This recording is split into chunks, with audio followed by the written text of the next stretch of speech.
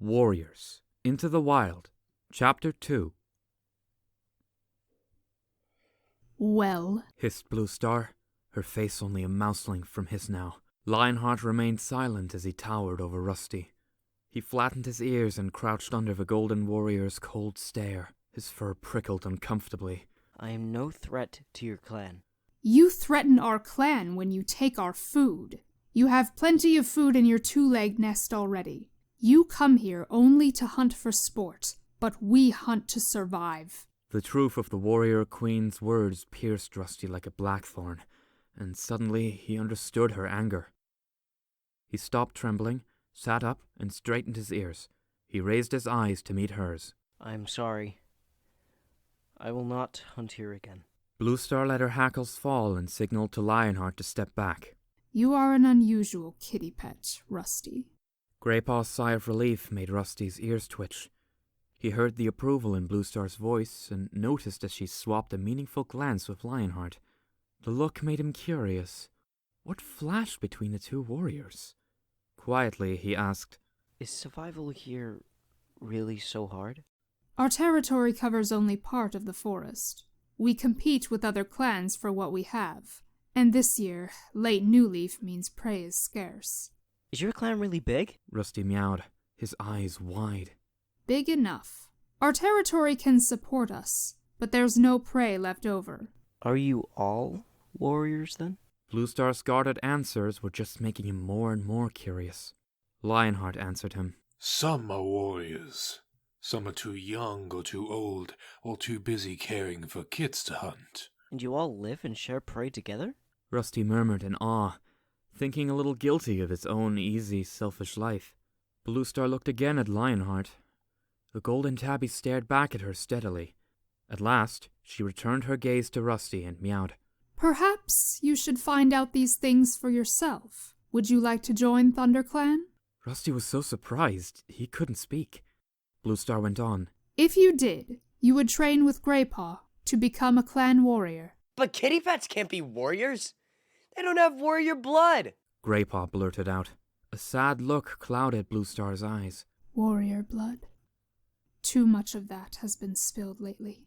Bluestar fell silent and Lionheart meowed. Bluestar is only offering you training, young kid.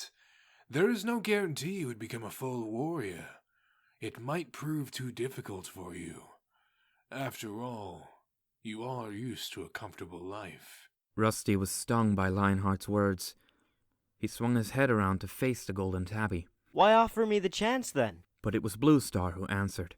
You are right to question our motives, young one. The fact is, ThunderClan needs more warriors.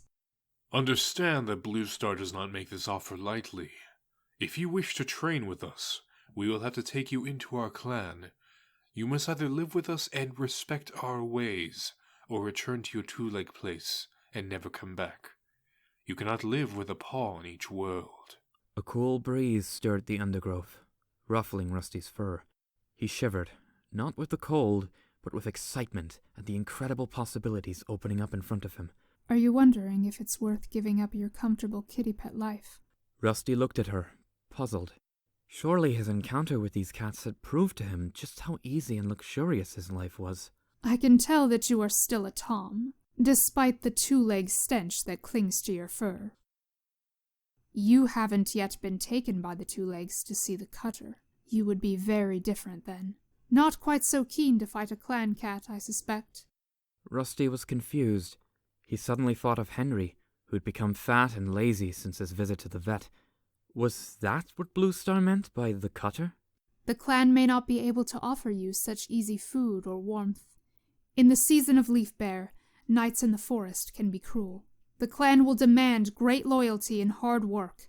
You will be expected to protect the clan with your life if necessary, and there are many mouths to feed, but the rewards are great. You will remain a Tom. You will be trained in the ways of the wild. You will learn what it is to be a real cat. The strength and the fellowship of the clan will always be with you, even when you hunt alone. Rusty's head reeled. Bluestar seemed to be offering him the life he had lived so many times and so tantalizingly in his dreams. But could he live like that for real? Lionheart interrupted his thoughts. Come, Bluestar. Let's not waste any more time here. We must be ready to join the other patrol at Moon Eye. Tiger Claw will wonder what has become of us. He stood up and flicked his tail expectantly. Wait. Can I think about your offer? Bluestar looked at him for a long moment and nodded.